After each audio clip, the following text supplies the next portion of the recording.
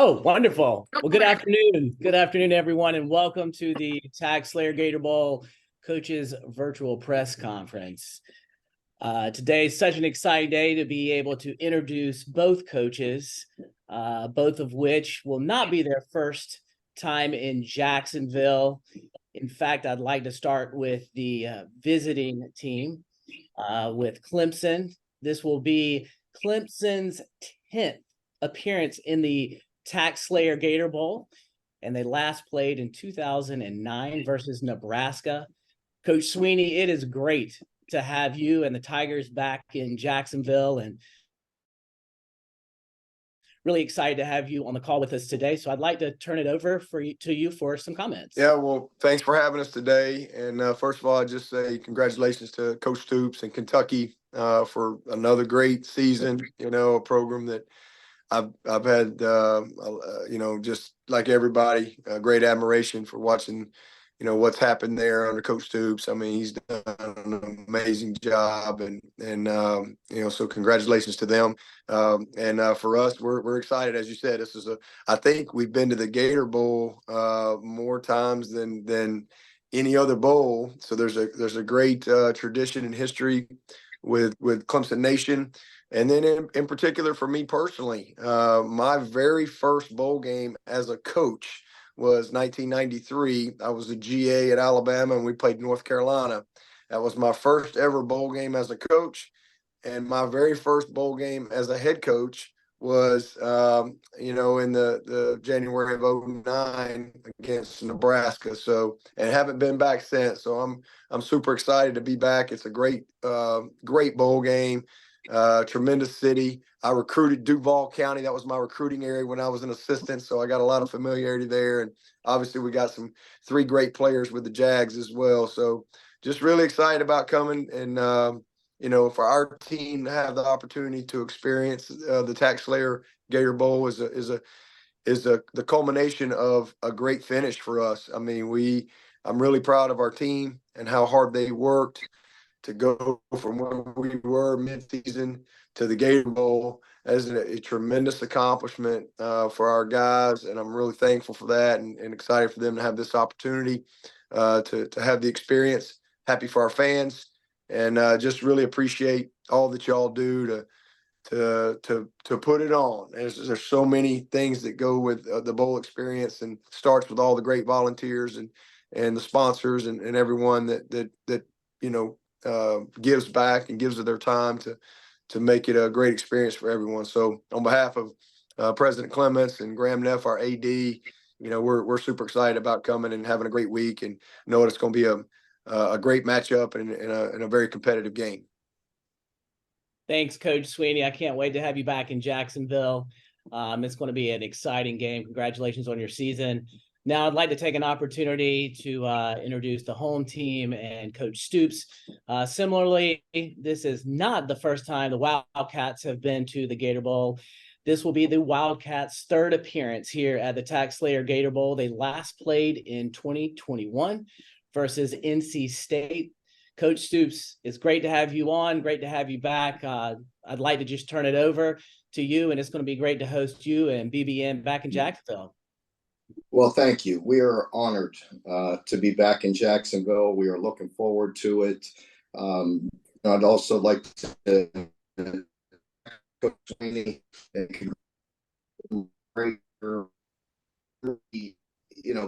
Swinney has been the model of consistency. Their program is one of the premier programs and a top program year in and year out.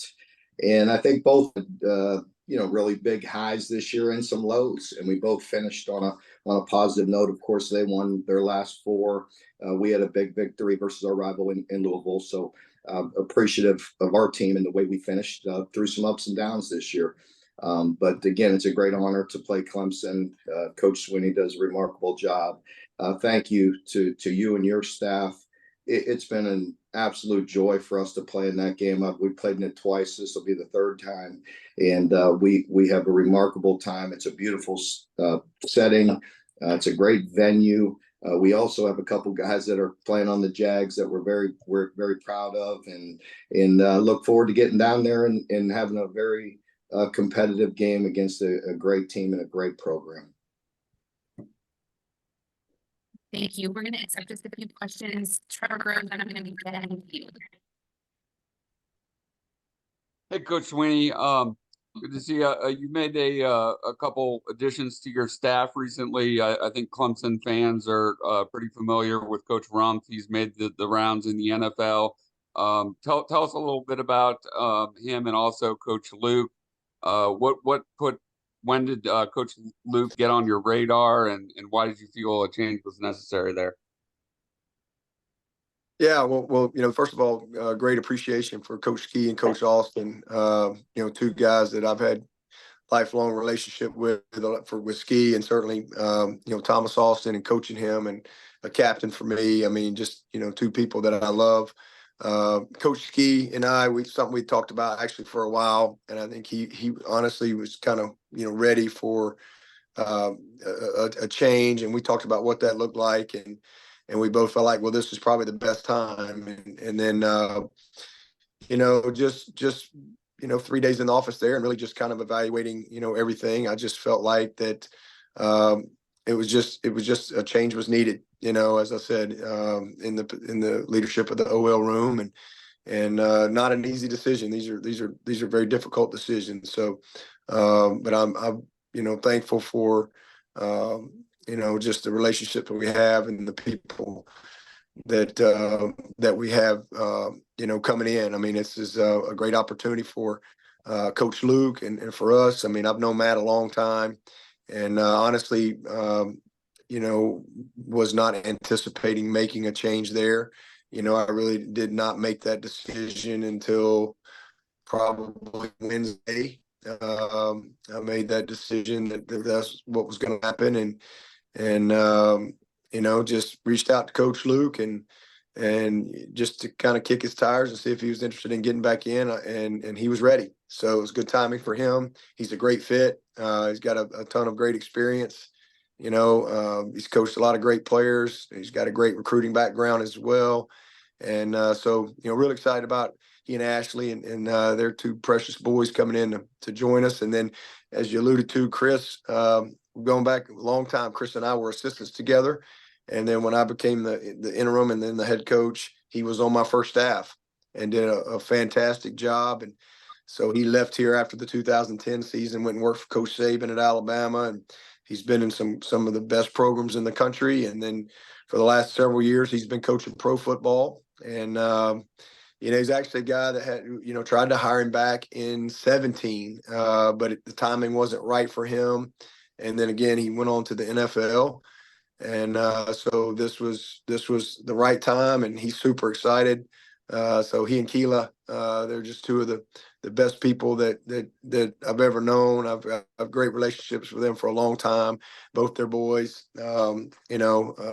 Chris, their boys, Chris, their oldest, who plays for the Chargers now, grew up with my son. So just a lot of relationships, and he brings a ton of experience, a ton of familiarity with our recruiting footprint. He's from South Carolina, and obviously he knows Clemson. So great addition to both these guys. And, as far as timing, obviously the world has changed from a recruiting standpoint and the early signing period and all those type of things. So the timing of it is we needed to, get this done now so that we could, get these guys on the road and get started and take advantage of some opportunity to create relationships with guys on your current team. And so look forward to getting practice started this weekend and starting that process. David. Hey, Dabo. Appreciate the time. I'll ask you, and this can go for Coach Stoops as well. I'm curious if you have any info or updates on players who may not be participating in the bowl game, who would have been, normally a part of your regular playing rotations. Yeah, well, I mean, obviously you got a few guys that are publicly in the portal, so, and it's unfortunate that that's just the way it is. I mean, these guys are trying to, nobody can, I mean, they do, but they're not supposed to talk to them until you get in the portal. And so, you got that process and kids trying to decide where they're going to go. So you know about those guys. And then, Rook and Trotter and Nate are going pro. So, they've decided that they're not going to play. And other than that, I think all hands are on deck. But what is today? Today's Thursday. So we got a team meeting on Sunday. So we'll know a little bit more as we get to that point. But I do know this. Yes, we got a team that's super excited about being in the Gator Bowl, and whatever we got, we're going to have great preparation, and we'll be excited to go down there and compete. Yeah, same thing for me. Ray Davis is a guy that I think he's kind of going back and forth. He's going to go pro, and trying to decide whether it's best for him to play in this game or not. As the same with Coach. I mean, we got some guys in the portal that won't be there, but our team will be equally as excited, and we'll be ready to go. And Coach Swinney, he has a bunch of good players. So any of those other guys that need to sit out. So, yeah. I might have to play corner in this game, but we'll figure it out. You can do it. I see the way you run on that field. Okay, we'll move to Christopher Heidel from Edmond. Hi, Coach Swinney. This is a good question for you. Congratulations on making it to the Gator Bowl. I know you had a tough season. Was this the toughest season you ever coached in your profession? Because I know you had a lot of ups and downs, and you had that little outburst on the radio, and I really appreciate that. It was really, really awesome. But did that actually turn the page for you guys to get everything clicking? No, this is not the toughest season I've had in my career. I've been fired. We won 3 games. When I was an assistant at Alabama in 2000, that usually doesn't end well. So I've been through some much tougher seasons than being 8-4 and go to the Gator Bowl. That is for dang sure. But we certainly had some disappointment this year. Double overtime loss. 4 trips inside the 10 at Duke, couldn't get a point. So that's tough. That's a little football adversity, but that's the story of this season. And it's the worst season we've had, if you want to call it that, since 2010. We won 6 games, but I'm proud of our guys. I'm proud of our staff and our team. I mean, they battled their butts off, and you learn a lot about people when things don't go your way. And these guys really have played their best football, but as far as what turned things around for us, we quit turning the ball over. We've gone 4 games in a row. We've won the turnover margin, and we've been able to win the game. And so that's been kind of the games that we've lost. We've been big time negative in the turnover margin and scored for the other team. And as Coach Stoops will tell you, that usually doesn't end very well for you. So the biggest thing for us is we're not perfect, but we've been able to find a way to win that margin, and that's impacted the scoreboard for us down the stretch and created a little momentum. And I have a question to Coach Stoops. I know you were with Florida State years ago. Did you play against Coach Swinney, and what does Coach Swinney's teams look like now back then? Yeah, we always had good games against Clemson, and with Coach Swinney with Clemson, what you think about is very good football teams, as you just alluded to. And here's a man trying to defend himself from going 8-4. That's pretty good football coaching, pretty good program. They've been unbelievably consistent. But what you think about with Clemson is big, strong guys on the line of scrimmage and very explosive, skilled players. So very well coached, very good teams, and it's always been that way. And that's what I think of when I think of Clemson. We're going to move to John Heedle with the Lexington Herald. Mark, obviously you told us Monday that some guys in the portal will play in this game, but how does that apply to the quarterback room with the backups kind of all entering the portal? What do you think that'll look like for this game? And can you maybe just speak to the difficulty of keeping depth at that position in this era in particular? Yeah, it's definitely a challenge. It's a difficult situation. And, there's been some dialogue between myself and the quarterbacks. I've been on the road the last couple days. That's a little bit of a fluid situation. So I'll know more, John, once I get back on campus. Travel Ballot. Hey, Dabo, it's Chapel with the state. Can you give us a sense of how you and the staff are monitoring the portal this cycle? And is there a chance you're more aggressive in who you offer and bring in on that side of things this year as opposed to past years? Yeah, really nothing's different than it's ever been. You know, we evaluate the portal just like we evaluate anything else. We got a huge staff that is on top of that stuff. And if we feel like that there's a need, you know, then we'll try to fill that need. You know, just like we've signed a couple kids the last couple of years that fit a need for us.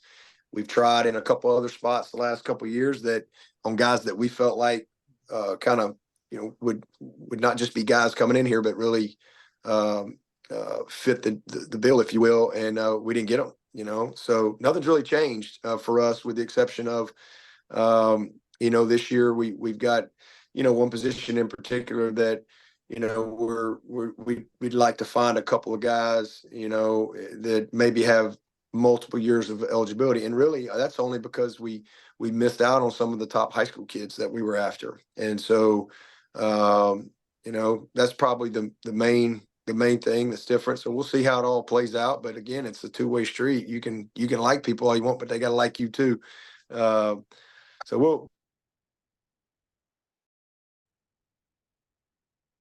But I guarantee you when it's all said and done, we'll fill our roster out.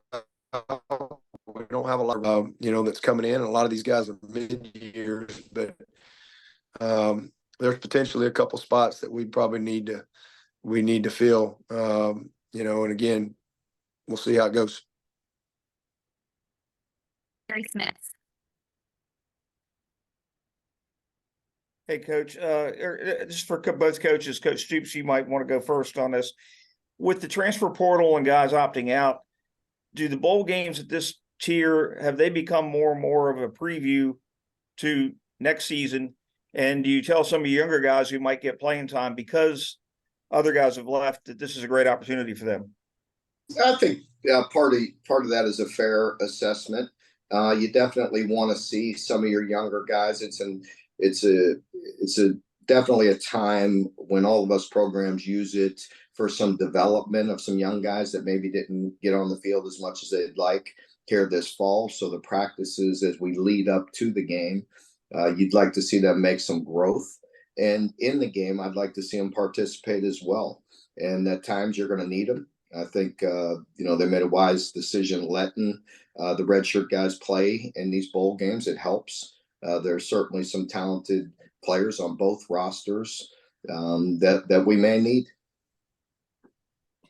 Yeah, and I would just say, you know, first of all, I think it's a great opportunity for your football team when you have a chance to play a game, and you have a chance to have time to develop. And so, you know, Coach Stoops and I we'll spend this time. You know, like we're not just going to get ready for Kentucky. We're going to work on Clemson. You know, we're gonna you know we'll have a JV, if you will, and we'll take some time to really develop some of these guys. You develop your team for next year. But also, you know, you want to go try to win the game. And I think it's a great opportunity for your veteran players. It's a great opportunity for them, whether they're going pro or coming back. These, you know, some of the, I mean, CJ Spiller, I say it to this day. I mean, I don't think he goes top 10 without being MVP of that Music City Bowl in 2009. I really don't. In a game that was 20 degrees, coldest game ever. And he was MVP of the game. And so I think it's a great opportunity for guys that are going pro, seniors, to play. And again, we're in a day and age where, you know, there's different opinions on that, and it is what it is. You can respect difference of opinions, but it's also great that they, you know, finally did something with some common sense, and they allowed us to, you know, be able to play whoever on your roster and it not count against their red shirt. Because, you know, rosters are not the same because of the portal, because of, you know, a trend of guys not playing. Man, you can get in a bad spot pretty quick. So to be able to have guys that aren't going to waste a year and to be able to be free to play in the postseason is a great thing. So it's a great opportunity to, you know, get some of these young guys opportunity to practice, to scrimmage, to be able to be game ready. That's always good. But end of the day, you know, you want to do everything you can to try to win the game. Final question, David Hood. Hey, this is for both coaches, and I guess we could start with Coach Stoops. Kind of going back to, one of the items we've touched on is in this new era of NIL and the transfer portal. You guys have got a national signing day on December the 20th. You've got a bowl game to prepare for. You're trying to hold together a recruiting class and maybe work on next year's recruiting class. How difficult is it in this day and time to maybe now also kind of have to recruit your own roster? Or do you spend time doing that with, as it's been alluded to, so much tampering going on, players being offered, before they're even in the portal? Do you even spend time trying to keep guys in the fold? Oh, absolutely. I think both Coach Swinney and I would agree that one of the other good rule change they've made in the last couple of years is making it dead after the last game, so we could get our feet on the ground and talk to your team first before we hit high school recruiting or portal recruiting. We have meetings with every one of our players. And so, yes, that's what that was immediately following our Louisville game. That Sunday, Monday, Tuesday was constantly meeting with our players and just getting a pulse where everybody was at. I think that's extremely important. I think there's a fine balancing act once we get into it.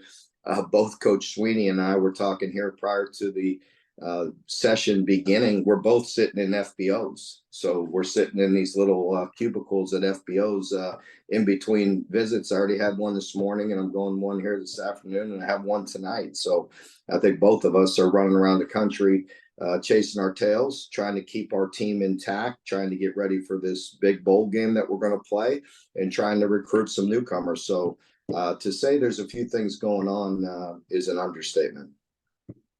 Yeah, ditto to all of that. He's dead on, and that is a good change. They did give us for the first time, because normally we would all have been going on the road recruiting. So to be able to have a little bit of time for guys, it's not just the portal. It's some guys thinking about going pro, and they want good feedback there.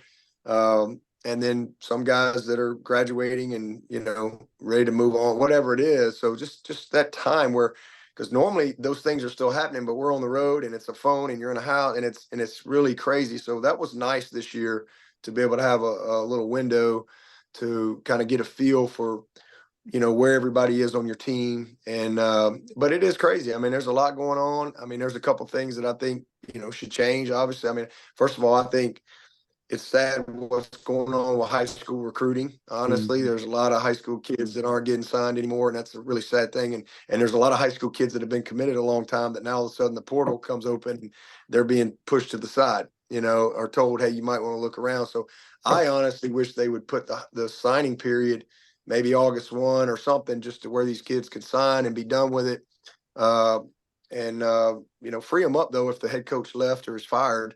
I think they need an out there, but I think that's one thing. And it's not the portal. Portal's not the problem. NIL's not the problem. The problem is tampering. That's the problem.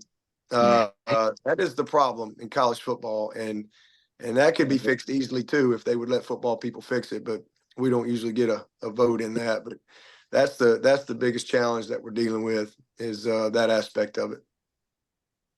Agree. Great, we'll turn it over to you. Yeah, coaches, again, I know you're extremely busy. We appreciate your time. And to close things, I want to just thank Dana Zefting with TaxSlayer. They're extended 5 years with our bowl, which, we're nearing a 20-year relationship with them as our title sponsor. So I know they're excited to have you down here, and you'll see TaxSlayer have a very strong presence here. But again, in closing, we just appreciate everyone's time and look forward to seeing everyone here in Jacksonville very soon. Thank you very much. It's our honor. We're really looking forward to it. And thank you for the invitation, and look forward to a competitive game with Coach Swinney and Clemson. Thanks, guys. Stay safe, Coach. Safe travels. I'll see you down there, man. Thank you. Take care. Okay.